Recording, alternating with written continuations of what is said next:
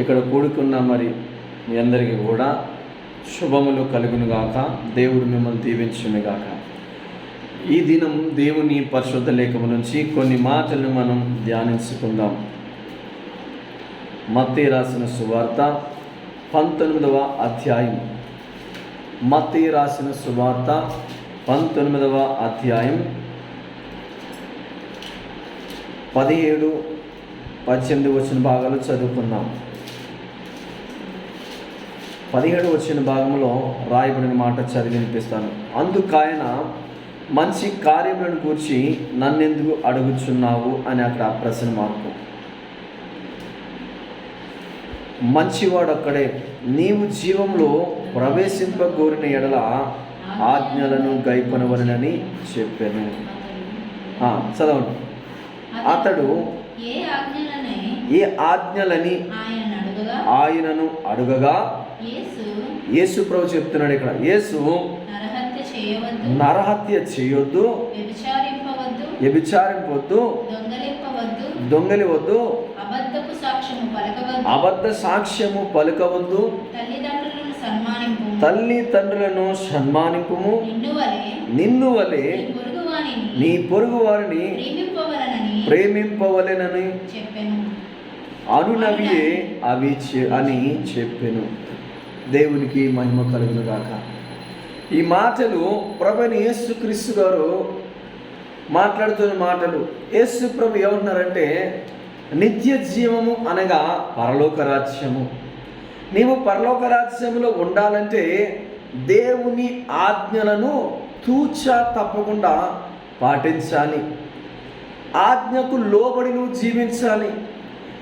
దేవుడు చూపించిన ఆ పరిధి దాటి కాకుండా దేవుడు చూపించిన పరిధిలోని మాత్రమే నువ్వు జీవించాలి అని ప్రభువైన యేసుక్రీస్తు వారు ఇక్కడ సెలవిస్తున్న మాటలు చూడండి. ఇక్కడ నీవు జీవంలో ప్రవేశింపగోరిన ఎడల ఆజ్ఞలను గైకొనవలెను.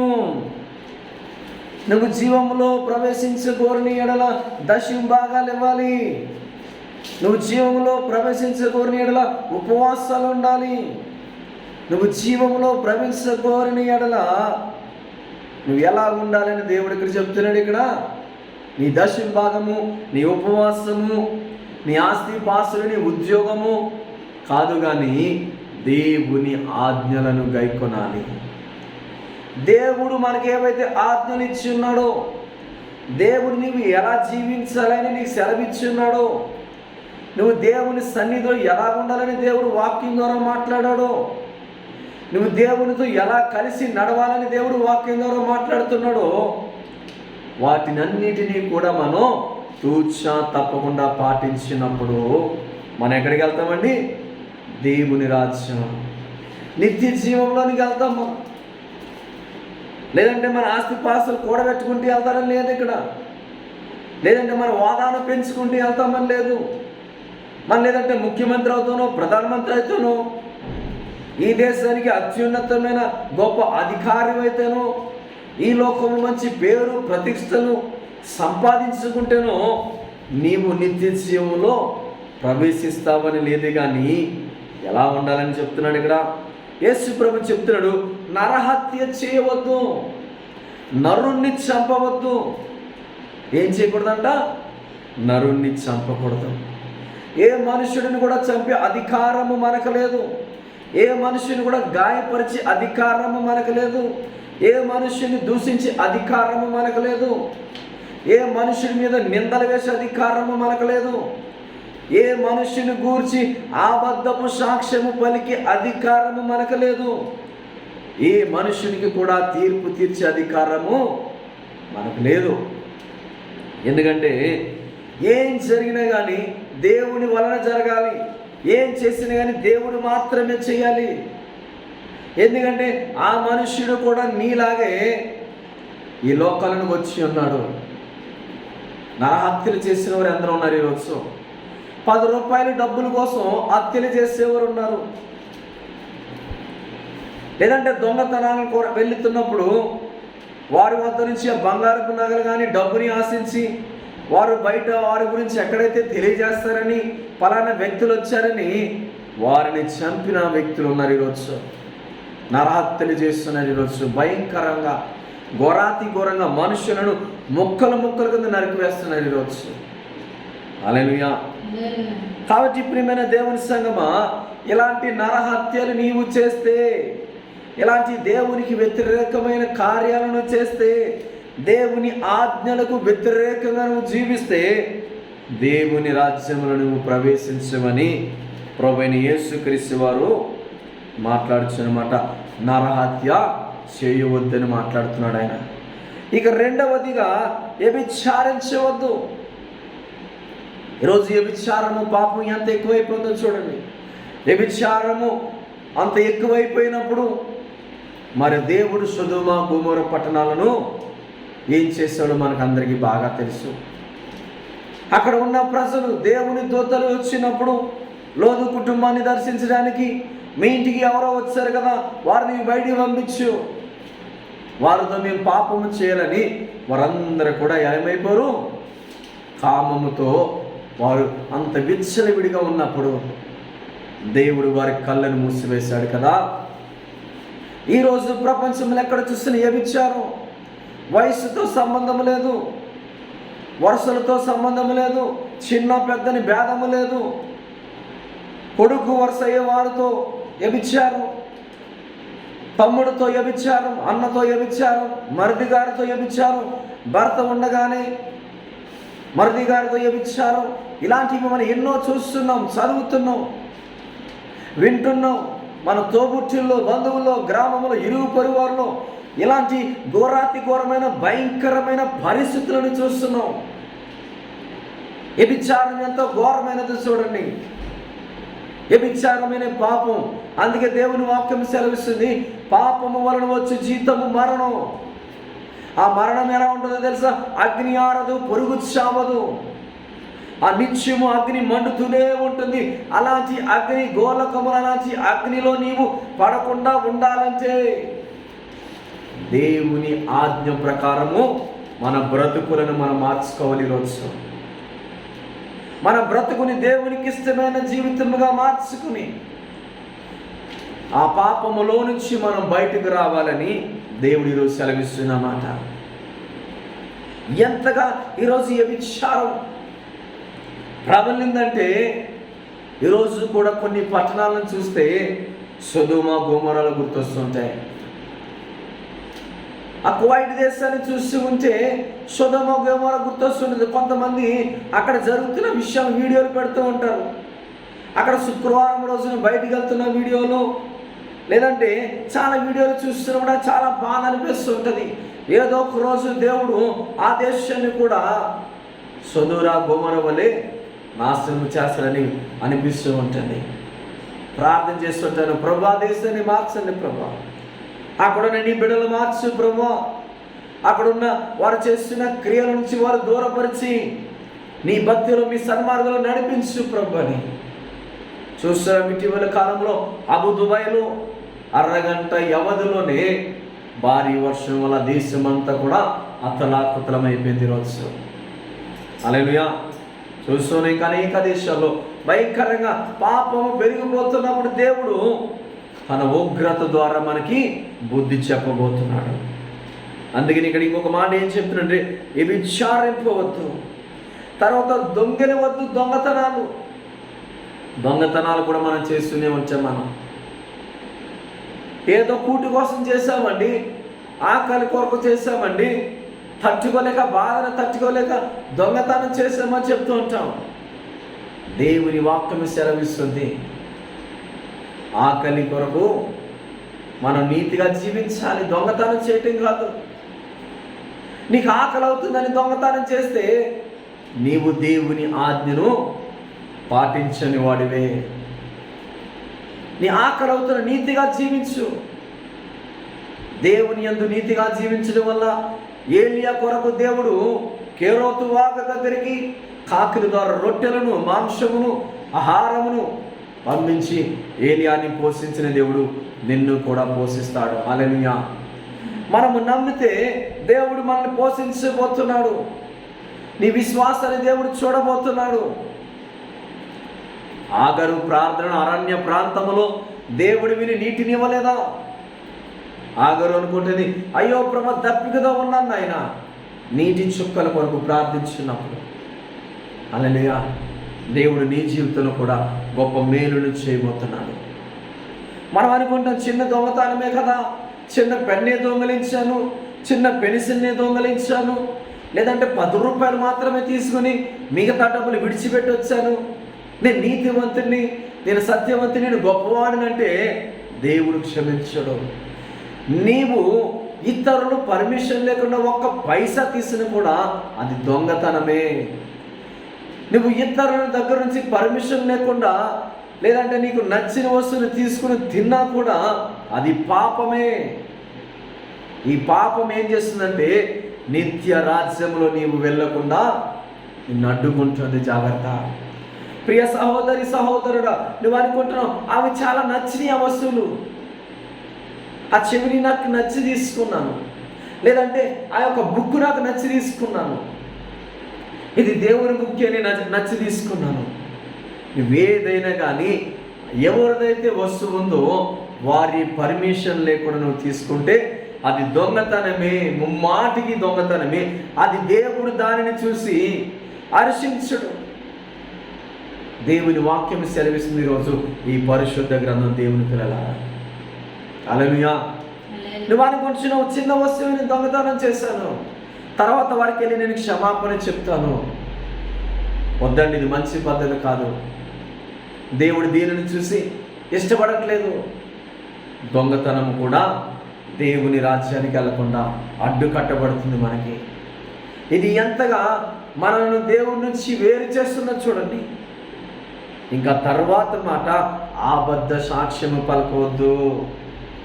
ఏంటంట? అబద్ధ సాక్ష్యము పలకవద్దని దేవుని మాట ఇక్కడ మనం చూస్తూ ఉన్నాం. చాలా సందర్భాల్లో మనం అబద్ధ సాక్ష్యాలు పలుకుతూ ఉంటాం. అవును, నేను చూస్తాను, ఇది నేను విన్నాను, వారు చేశారు, మన కళ్ళంతా మనం చూడంగానే అబద్ధ సాక్ష్యాలు మాత్రము పలుకుతూ ఉంటాం. నిందలు వేస్తుంటే ఇతరుల మీద. వారికి మనకి స్నేహం బాగున్నప్పుడు మంచిగా ఉంటుంది, మన సంబంధం అంతా కూడా బౌండింగ్ చాలా బాగుంటుంది. అబ్బా, వారిద్దరు చాలా బాగున్నారా, వారిద్దరు చాలా గొప్ప స్నేహితులురా అని మాట్లాడుతూ ఉంటాం. కానీ వారికి ఆ ఫ్రెండ్షిప్లో ఏదైనా తేడా కొట్టిందనుకో, బడిసి కొట్టిందనుకో, ఇక చూడాలని నీకు ఉంటుంది. ఇంకా వాళ్ళు అలాంటివారు ఇలాంటివారు, వారితో మీరు ఎట్లా స్నేహం చేశారు, వారిని మీరు ఎలా నమ్మరు బ్రదర్, వారిని మీరు ఎలా నమ్మరు సిస్టర్ అని మనం మాట్లాడుతూ ఉంటాం. వారు మంచివారు కాదు, వారు చాలా భయంకరులు అని అబద్ధ సాక్ష్యాలు పలుకుతాము, నిందలు వేస్తూ ఉంటాం, ఇతరుని గాయపరుస్తూ ఉంటాం. కాబట్టి ప్రియమైన దేవుని పిల్లలారా, ఈరోజు ప్రభువైన యేసుక్రీస్తు వారు మాట్లాడుతున్నారు, ఇది మనలో ఉండకూడదు. ఏముండకూడదు మనలో? అబద్ధ సాక్ష్యాలు చెప్పే తత్వం, అబద్ధాలు మాట్లాడే తత్వం. ఈరోజు దేవుని మందిరానికి ఎందుకు రాలేదంటే, ఈరోజు నాకు ఒంట్లో బాగాలేదు బ్రదర్. అన్ని విషయాలకు వెళ్ళడానికి ఆరోగ్యం ఉంటుంది, ప్రతి చోటకి వెళ్ళడానికి ఆరోగ్యం ఉంది, ప్రతి విషయానికి మనం ముందుంటాం. కానీ దేవుని సంఘానికి రావడానికి, దేవుని వద్దకు రావడానికి, దేవుని పాదాల చెంతకు రావడానికి మాత్రం మనకి సమయం ఉండట్లేదు ఈరోజు. హల్లెలూయా. కాబట్టి ప్రియమైన దేవుని సంఘమా, ఈరోజు దేవుడే నీతో వాక్యం ద్వారా మాట్లాడుతున్నాడు. ఆయన ఏమనంటే నీలో పలికే తత్వం. ఈ మాట ఎవరు చెప్తున్నారు? ప్రభువైన యేసుక్రీస్తు వారు చెప్తున్నారు. అబద్ధ సాక్ష్యములు పలికే తత్వం మనలో ఉండకూడదు. మనం వాటికి దూరంగా జీవించినట్లయితే నిత్య జీవములో మనం ప్రవేశించబోతున్నాం. ఈ నిత్య జీవంలో ప్రవేశించాలనుకుంటే ముందు మనం ఏవైతే విషయాలు చదువుకున్నామో వాటి అన్నిటికీ కూడా మనం దూరంగా ఉండాలి. ఇంకొక మాట, నిన్ను వలె నీ పొరుగు వానిని ప్రేమింపవలను, ఇవే ఆజ్ఞలు అని ప్రభువైన యేసుక్రీస్తు వారు మాట్లాడుతున్నారు. ఆజ్ఞలు ఆజ్ఞలు ఆజ్ఞలు అంటున్నావు కదా ప్రభు, ఏంటి మీ ఆజ్ఞలు అంటే, ఈ పైన నేను ఏవైతే మాట్లాడి ఉన్నానో ఇవి నా ఆజ్ఞలు. ఈ యొక్క ఆజ్ఞలను మీరు పాటిస్తే నిత్య జీవములో మీరు ఉంటారు. ఈ ఆజ్ఞలను పాటించకుండా మనకి నచ్చినట్టుగా మన ఇష్టానుసారమైన మనం జీవిస్తే అగ్ని ఆరదు, పురుగు చావదని ఈ విషయాన్ని కూడా దేవుడు మనకి తెలియజేశాడు. నువ్వు ఎప్పుడైతే దేవునికి లోబడతావో, ఎప్పుడైతే నిన్ను వల్ల నీ పొరుగువారిని ప్రేమిస్తావో, పొరుగువారిని ప్రేమిస్తున్నట్టు నటించడం కాదండి, మనం ప్రేమించాలి మనస్ఫూర్తిగా. ఎందుకో తెలుసా, నువ్వు ప్రేమిస్తున్నావు నీ మనుషులు చూడటం కాదు, దేవుడే చూస్తున్నాడు ఈరోజు నిన్ను. నువ్వెలా నిన్ను వల్ల నీ పొరుగు వారిని ప్రేమిస్తున్నావు, మనల్ని మనం సెల్ఫిష్నెస్కి ఎంతగా ప్రేమించుకుంటామో కదా. నేను చాలా మంచివాడిని బ్రదర్, నేను చాలా చక్కగా ఉంటాను, అందగాన్ని, లేదా నేను చాలా అందగత్తును బ్రదర్, నేను చాలా మంచిదాన్ని, ఇలా మనం చెప్పుకుంటూ ఉంటాం కదా. ఇది కాదు కావాల్సింది. ప్రభువైన యేసుక్రీస్తు వారికి ఆయన అంటున్నాడు కదా, నిన్ను నీవు ప్రేమించుకున్నట్టు ఇతరులు కూడా నువ్వు ప్రేమించాలి. కొంతమందిని చూస్తే పెద్దలు ఒక సామెత చెప్తుంటారు, గుర్తొస్తుంది. కొంతమందిని చూస్తే పెట్టాలని ఉంటుందంట, కొంతమందిని చూస్తే కొట్టాలని ఉంటుందంట. కానీ దేవుడు కొట్టాలనుకుంటే మనల్ని కొట్టలేడా? కానీ దేవుడు అందరిని కూడా ఒకే రకంగా ప్రేమిస్తున్నాడు కదా. దేవుడు లోకాన్ని ఎంతో ప్రేమించాడు కదా. ఈ లోకంలో ఉన్న మనుషులను ఎవడైనా కానీ, నువ్వు ఏ దేశస్థుడివైనా, నువ్వు ధనికుడువా, పేదవాడువా, పొట్టివాడువా, పొడుగువాడువా, నల్లవాడువా, తెల్లవాడువా అని కాదు, దేవుడు అందరినీ ఒకే రీతిలో ప్రేమిస్తున్నాడు. నిన్ను ప్రేమించిన దేవుడు నన్ను ప్రేమిస్తున్నాడు, నన్ను ప్రేమించిన దేవుడు మనందరినీ ప్రేమిస్తున్నాడు. చర్చిల మీద రాళ్ళని వేసిన వాడిని ప్రేమిస్తున్నాడు, చర్చిలో మోకాలు వేసిన ప్రార్థన చేస్తున్న వాడిని ప్రేమిస్తున్నాడు. దేవునికి మనందరం కూడా సమానమే, మనందరము కూడా ఆయన బిడ్డలమే ప్రియ సహోదరి సహోదరుడు. అందుకనే దేవుడు అంటున్నాడు, నిన్ను గాయపరిచాడా ప్రేమించు, నిన్ను కొట్టాడా క్షమించు, వారి కొరకు ప్రార్థన చేయి. నీకు అన్యాయం చేశాడా నువ్వు ఉపకారం చేయి. నీకు అపకారం చేస్తున్నా కానీ అలాంటి వ్యక్తి అపకారం చేయకుండా నువ్వు ఉపకారం చేస్తున్నప్పుడు దేవుడు నీ పట్ల గొప్ప ఉపకారాన్ని చేయబోతున్నాడు. మన ఆలోచనలు ఎలా ఉంటే, వాడు నన్ను నష్టపరిచాడు, గాయపరిచాడు, నాకు అన్యాయం చేశాడు, నా జీవితం వాడి వల్ల ఈరోజు ఎలాగైపోయింది, నా బ్రతికి ఎలాగైపోయింది, నేను కోలుకోలేకుండా చేశాడు, నా జీవితం వీడి వలనే సర్వనాశనం అయిపోయింది, వాడి జీవితం కూడా సర్వనాశనం అయ్యే వరకు నేను నిద్రపోను అని కంకణం కట్టుకుంటారండి. ప్రియ దేవుని పిల్లలారా, ఇది ఎంత మాత్రం కూడా మనకి మంచిది కాదని దేవుడు ఈరోజు తెలియజేస్తున్నాడు.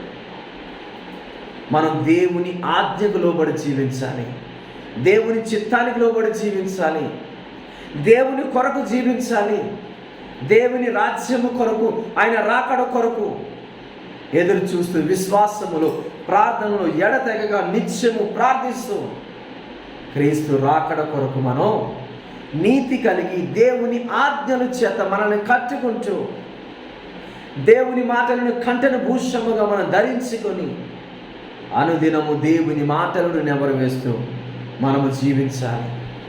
అలా మనం జీవించినట్లయితే దేవుని వాక్యము సెలవిచ్చిన రీతిగా ఇప్పుడు మనం చదువుకున్నాం కదా, ఈ మాటలను అదేవిధంగా దేవునికి లోబడి జీవిస్తూ నిన్ను వలని పొరుగువారిని ప్రేమించు అని దేవుని ఆజ్ఞను ప్రేమించాలని దేవుడు సెలవిస్తున్నమాట. తల్లిదండ్రులను సన్మానించమంటున్నాడు. ఇంకా ఏం చేయాలంట? మన తల్లిదండ్రులను సన్మానించాలి, గౌరవించాలి, వారిని పూజించాలి. ఎందుకో తెలుసా? వారి గర్భము ద్వారా ఈరోజు మనం ఈ లోకానికి వచ్చినందుకు. కొంతమంది ఈరోజు మనం చూస్తే తల్లిదండ్రులను అనాథాశ్రమంలో విడిచిపెట్టి, తల్లిదండ్రులు అంటే లెక్క లేకుండా వీరికంటే ఒక జంతువు మేలను, ఒక కుక్క మేలను, ఇలా రకరకాలుగా తల్లిదండ్రులను దూషిస్తున్న వారు ఉన్నారు ఈరోజు. తల్లిదండ్రులను బ్రతుకుండగానే మా తల్లిదండ్రులు చనిపోయారు, వాళ్ళ వల్ల మాకు ఎటువంటి ఉపయోగం లేదని చెప్పుకుంటున్న వారు ఉన్నారు ఈరోజు. తల్లిదండ్రులను ఈరోజు నీవు గౌరవిస్తున్నావా? నీకు ఆయుష్నిస్తున్నాడు దేవుడు. ఏమివ్వబోతున్నాడు? తల్లిదండ్రులని గౌరవిస్తే, ప్రేమిస్తే. ఎవరైతే వారు తల్లిదండ్రులని దూషిస్తారో వారు దీపము కారు చీకట్లో ఆరిపోతుందంట. ప్రియ దేవుని పిల్లలారా, నీ తల్లిదండ్రులు ఎలాంటి వారని కానీ నీవు దేవుణ్ణి ప్రేమిస్తున్నావా? నీ తల్లిదండ్రులను ప్రేమించాలి. నువ్వు దేవుడి మాట అంటే నువ్వు గౌరవిస్తున్నావా? నీ తల్లిదండ్రులను గౌరవించాలి. వారి కొరకు నువ్వు ప్రార్థించాలి. వారు బ్రతుకున్నంత వరకు వారిని నువ్వు పోషించాలి. వారిని భద్రంగా నువ్వు కాపాడుకోవాల్సిన బాధ్యత దేవుడిని మీద పెట్టినాడు ఈరోజు. హల్లెలూయా. మనం అనుకోవచ్చు, మీరు ఉద్యోగం వచ్చింది కదా, నాకు భార్య వచ్చింది, పిల్లలు వచ్చారు, నాకంటే ఒక కుటుంబం ఉందని. తల్లిదండ్రులను దూరం పెడుతున్నావా? మన జీవితంలో ముందుకెళ్ళాం. ఏదనుకున్న సక్సెస్ కాదండి, అపజయమే. ఎందుకో తెలుసా? నీ తల్లిదండ్రులు ప్రార్థన కన్నిటిని చూసిన దేవుడు. వారిని ఎంత మంచిగా ప్రేమించేసుకుంటామో మనం దీవించబడతాం, ఆశీర్వదించబడతాం. చూడండి, దేవుని మాటలు ఇవన్నీ కూడా ఎవరు సెలవిస్తున్నారంటే ప్రభువైన యేసుక్రీస్తు మాటలు ఇవన్నీ. మనం అనుకుంటే ఆయన అలాగే చెప్తాడు, మా అమ్మ నాన్నని ఎందుకు గౌరవించాలి, వారిని ఎందుకు పోషించాలి, వారికి ఎందుకు నేను ఆహారాన్ని ఇవ్వాలి. ఇంటిలోంచి తరివేస్తున్న బిడ్డలు అందరూ ఉన్నారు ఈరోజు, తల్లిదండ్రులు. ఈరోజు చాలా తప్పండి విషయం ఇది, చాలా అన్యాయం. తల్లిదండ్రుల్ని వారి ఆస్తులు, సంపాదించిన ఆస్తులు లాగవేసుకుని వారిని కొట్టివేస్తున్నారు. ఇటీవల కాలంలో మధ్యప్రదేశ్లో ఒక విషయం మీకు జ్ఞాపకం చేస్తాను. ఇద్దరు కోడలు కలిసి తన అత్తగారిని కొట్టి చంపేసిన ఘటన. ఏం జరిగిందంట? ఇద్దరు కొడుకులు చూస్తూ ఉన్నారంట, కానీ కొడుకులు అడ్డి వెళ్ళట్లేదు ఈరోజు. అదేవిధంగా కూతుర్లు కూడా తల్లుల్ని చంపివేస్తున్న ఘటనలు అనేక మనం పేపర్లో చూసి ఉన్నాం. కోడలంటే కూతుర్లు కోపం వస్తుంది, కొడుకులంటే కూతుర్లు కోపం. ఇలా మనం ఏమనుకుంటే, నా తల్లి నన్ను బాగా చూడట్లేదు, మా అక్కను చూస్తుంది, లేదంటే ఆమె అనుకుంటుంది నా తల్లి మా తమ్ముని చూస్తుంది, లేదంటే మా తల్లి నన్ను కాకుండా తన కోడల్ని ప్రేమిస్తుంది. ఇలాగా కుటుంబాలలో చాలా సమస్యలు ఉన్నాయి ఈరోజు. కోడల్ని ప్రేమిస్తే కూతురికి నచ్చదు, కూతురుని ప్రేమిస్తే కోడలకు నచ్చదు, అల్లుని ప్రేమిస్తే కొడుకుని నచ్చదు, కొడుకుని ప్రేమిస్తే ఇలా రకరకాలైన సమస్యలు మన ఈరోజు కుటుంబ వ్యవస్థలు మనం చూస్తున్నాం. కానీ దేవుడు అంటున్నాడు, నిన్ను వలె నీ పొరుగు వారిని ప్రేమించాలంటే కొడుకును ప్రేమించినట్టుగానే కోడలను ప్రేమించాలి, కోడలను ప్రేమించినట్టుగానే కూతురును ప్రేమించాలి, కూతురును ప్రేమించినట్టుగానే నీ అల్లుని ప్రేమించాలి, వారి కుటుంబాన్ని ప్రేమించాలి, నీ ఇరుగు పొరుగు వారిని ప్రేమించాలి, నీ సంఘాన్ని ప్రేమించాలి, నీ సంఘ కాపరిని ప్రేమించాలి. నీకంటే బాగా పాట పాడితేనేమో దూషణలు, నిందలు, అబద్ధ సాక్ష్యాల, ఇలాంటి ఎన్నో చూస్తున్నాం సంఘాలలో మనం. అవునా కాదా? సంఘాలలో, సమాజంలో, కుటుంబాలలో అనేకమైన భయంకరమైన పరిస్థితులు మనం చూస్తున్నాం ఈరోజు. జాగ్రత్త ప్రియ దేవుని పిల్లలారా, ఈరోజు దేవుని వాక్యము చాలా క్లియర్గా స్పష్టంగా తెలియజేస్తున్న విషయం మనకి. మనం ఎలా జీవిస్తే మనం నిత్య రాజ్యంలో, దేవుని రాజ్యంలో ఉంటామో, మనం ఎలా జీవిస్తే దేవుని రాజ్యంలో ఉండమో, ఇవన్నీ కూడా దేవుడు ఈరోజు మనకి ఈ మత్తయి సువార్త 19వ అధ్యాయం ద్వారా 17, 18, 19 వచ్చిన బాగా తెలియజేస్తున్నాడు. కాబట్టి ప్రియమైన దేవుని పిల్లలారా, మనం దేవునికి ఇస్తేనో లేదంటే ఉపవాసాలు ఉంటేనో దేవుని రాజ్యం వెళ్తామని ఇక్కడ చెప్పబడలేదు. కానీ చాలామంది ఏమనుకుంటారో తెలుసా, నేను నాకున్న ఆస్తి పాస్తులను దేవుడు సమర్పించుకున్నానండి, నా రిటైర్మెంట్ అయిన డబ్బులన్నీ దేవుడికి ఇచ్చేస్తాను, కాబట్టి నిత్య రాజ్యంలో ఉంటున్నాను అనుకుంటున్నావా? జాగ్రత్త. దేవుడు నీ ధనాన్ని ప్రేమించలేదు.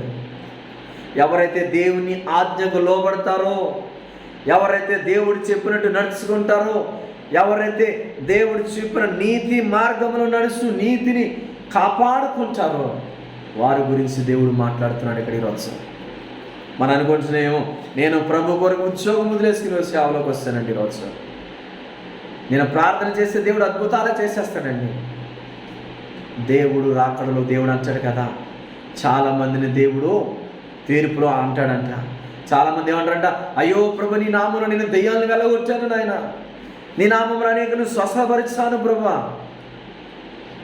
ఎన్ని చేసినా కానీ దేవుని ఆజ్ఞకు నీవు లోబడకపోతే నీవు సేవకుడైనా, విశ్వాసైనా, ముఖ్యమంత్రి అయినా, ప్రధానమంత్రి అయినా, నీ ఎవరైనా కానీ ప్రపంచాన్ని నీవు గుప్పెట్లో పెట్టుకున్న ధనవంతుడివైనా, అంబానీవైనా, అదానివైనా కానీ దేవుని ఆజ్ఞకు లోబడకపోతే అగ్ని ఆరదు, పురుగు చావదనే విషయాన్ని మర్చిపోవద్దు. ఈరోజు డబ్బు ఉంటే మనం ఏదైనా చేయొచ్చు అనుకుంటున్నాం. మనం ఈరోజు ఏమనుకుంటాం, డబ్బు ఉంటే కొండ మీద ఉన్న కోతునైనా తీసుకొస్తామంటారు చాలామంది. కానీ నీ డబ్బు ఉంటే నువ్వు దేవుని ఇచ్చే రాజ్యంలో ఉండలేవు. అందుకే దేవుడు అంటాడు, ఒక మాటను కూడా మనం చదువుకుందాం. ధనవంతులు అక్కడ కింద 23 వచ్చిన బాగా అంటాడు కదా, యేసు తన శిష్యులను చూసి ధనవంతులు పరలోక రాజ్యంలో ప్రవేశించుట దుర్లభమని మీతో నిశ్చయముగా చెప్పుచున్నాను. ఏంటంట? ధనవంతులు పరలోక రాజ్యంలో చేరటం. ఈరోజు దేవుని పేరుతో, దేవుని వంకతో, దేవుని సేవ అనే వంకతో ఈరోజు ధనాన్ని పోగేసుకున్న వీరు, లగ్జరీ లైఫ్ జీవిస్తున్న మీరు, లగ్జరీ కారులో తిరుగుతున్న మీరు, నేను చెప్పట్లేదు కానీ దేవుని వాక్యం సెలవిస్తుంది, పరలోక రాజ్యంలో ప్రవేశించడం దుర్లభమంట. మరి ఈరోజు కోట్లు పోగేసుకుంటున్నారు. ఈరోజు దేవుని సేవతో దేవుని ఎంతగా వాడుకుంటున్నారు. జాగ్రత్త. దేవుని వాక్యం సెలవిస్తుంది. ప్రియ సేవకుడా, ఈరోజు సేవా మార్గం అని చెప్పుకుంటే ఈరోజు అనాథ ఆశ్రమంలో వంకలు పెట్టుకుంటారు. ఈరోజు అనాథ పిల్లలు చదివిస్తున్న వంకలు పెట్టుకుని ఈరోజు ఎక్కడెక్కడి నుంచో డబ్బులు సంపాదించుకున్నారు. ఈరోజు ఇలాంటి వాళ్ళందరి కొరకు కూడా నేను మాట్లాడలేదు కానీ ప్రభువైన యేసుక్రీస్తు మాట్లాడుతున్నాడు వాక్యం ద్వారా.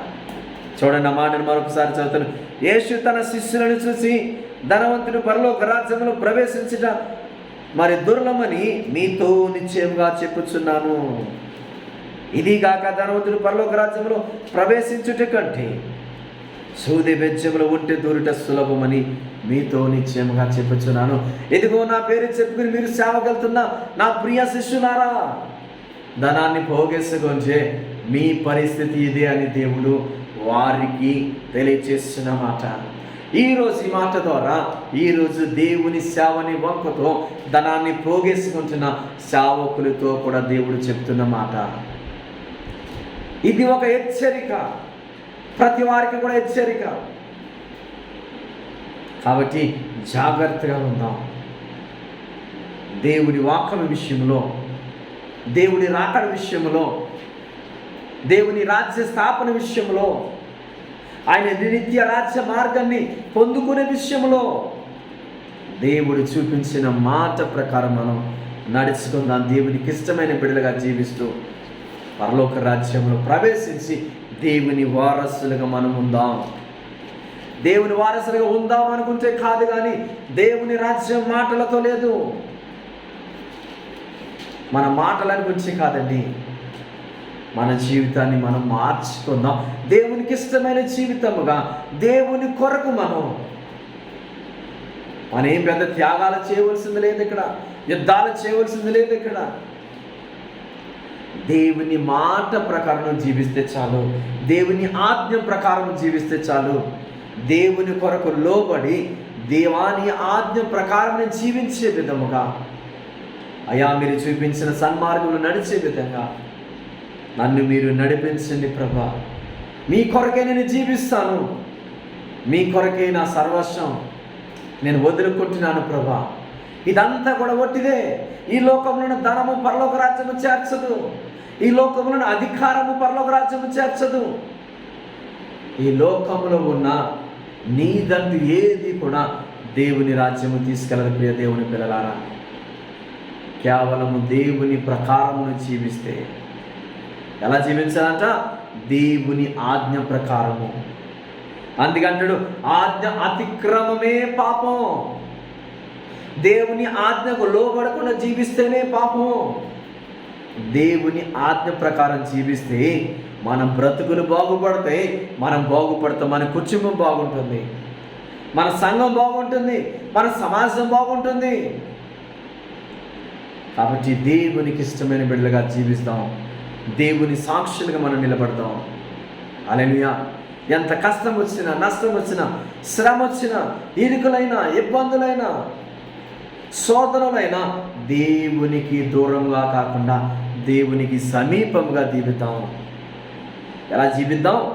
దేవునికి సమీపంగా, దేవునికి ఇష్టమైన బిడ్డలుగా క్రీస్తు కొరకు మనం రోషము కలిగి జీవిద్దాం. యథార్థత కలిగి, నమ్మకంతో, విశ్వాసంతో, సఖ్యత కలిగి, ఒకరినొకరు ప్రేమించుకుంటూ, తల్లిదండ్రులను గౌరవించుకుంటూ, వ్యభిచారం అనే దానికి దూరముగా, యేసేపు వలె దూరంగా పారిపోతూ, దొంగతనాలకి దూరంగా నీతివంతులుగా మనం జీవిద్దాం. ఈరోజు యేసయ్య తన శిష్యులతో చెప్పినట్టుగా ధనాన్ని ప్రేమించకుండా, అందుకంటాడు ధనం ఎక్కడుండునో నీ మనస్సు అక్కడుండును అంటాడండి. ధనము చుట్టూనే మన మనసు తిరుగుతుంటుంది.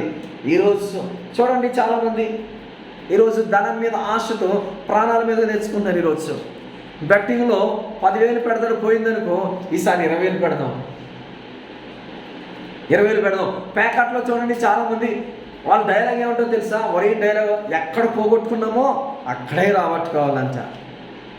ఫస్ట్ 100 ఆడతాడు, పోతుంది, 200 పోతాయి, 300 పోతాయి, తర్వాత 500 వేసి 500 నుంచి 500, 1000 లాగేద్దాం.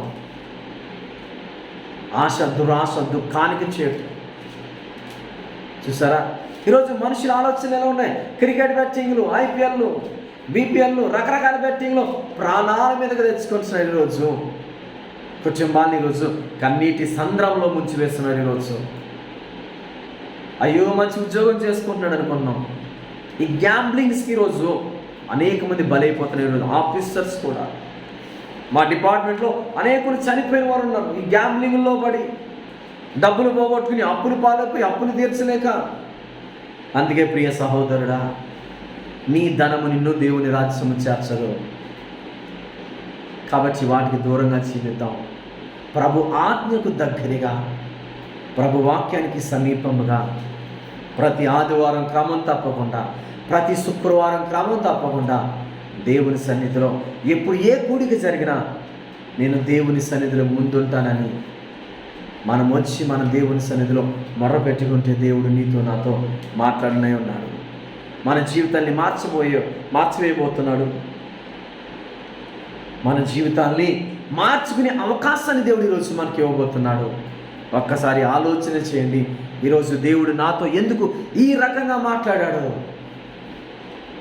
నేను తప్పిపోతున్నానేమో, నన్ను బాగు చేయడానికి, సరి చేయడానికి కదా దేవుడు ఈరోజు నాతో మాట్లాడాడనే విషయాన్ని నీవు గ్రహించినట్లయితే ఇప్పుడే దేవుని సన్నిధిలో మోకర్లేసి ప్రార్థన చేయి. ప్రభా, నీవు నాతో మాట్లాడు, నా జీవితాన్ని మార్చివేయబోతున్నావు.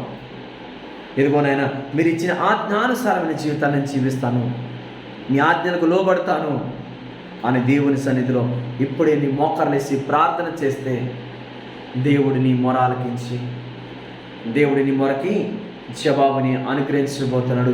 నీ జీవితాన్ని మార్చివేయబోతున్నాడు. పడిపోయిన నీ కుటుంబాన్ని కట్టివేయబోతున్నాడు. దేవుని కొరకు నీకు యథార్థంగా జీవిస్తానని ఈరోజే ప్రభా నీ కొరకు నేను నిలబడతానైనా. ఎన్ని కష్టాలు వచ్చినా, తుఫాన్లు వచ్చినా, ఎన్ని భయంకరమైన వ్యాధులు వచ్చినా, శోధనలు వచ్చినా నేను నిన్ను విడువను, ఎడబాయను, నీ ఆజ్ఞానుసారమైన జీవితాన్ని జీవిస్తాను. ఈ పాపానికి దూరంగా తండ్రి, మీ వాక్యానికి దగ్గరగా, సమీపంగా నీ పాదాల చెంత నేను జీవిస్తానని ఈరోజు ప్రార్థన చేస్తే మన బ్రతుకులు దేవుడు మార్చివేయబోతున్నాడు. ఈ మాటలు దేవుడు మన వినికిడిలో దీవించును గాక. ఆమేన్. God bless you. ప్రార్థన చేసుకుందాం.